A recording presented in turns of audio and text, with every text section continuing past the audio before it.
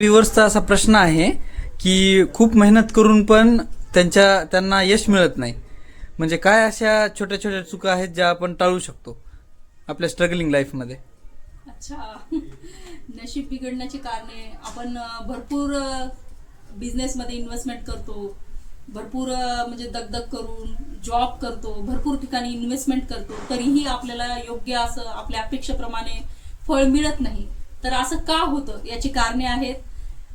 छोटे छोटे कारणे आहेत. म्हणजे त्या लाईफस्टाईलमध्ये आपला थोडासा बदल केला तर आपल्याला बऱ्याच प्रमाणामध्ये फरक जाणवेल. फर्स्ट ऑफ ऑल म्हणलं तर दुसऱ्याचे कपडे मागून घालणे.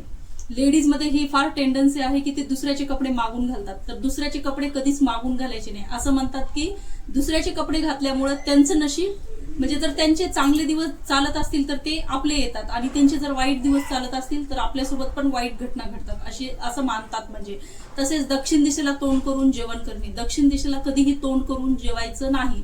त्याचप्रमाणे मंगळवार आणि शनिवारी केस कापणे.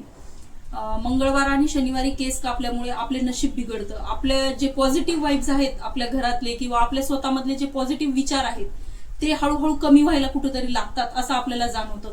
त्याचप्रमाणे आंघोळ न करता चंदनाचा टिळा लावणे. चंदनाला आपल्यामध्ये खूप महत्व आहे, त्यामुळे आंघोळ न करता कधीही चंदन लावायचं नाही.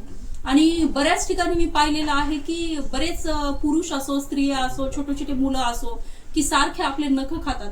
आपण कधीही आपले नख खायचे नाही. नख खाण्यामुळे भरपूर प्रमाणात आपलं नशीब बिघडतं.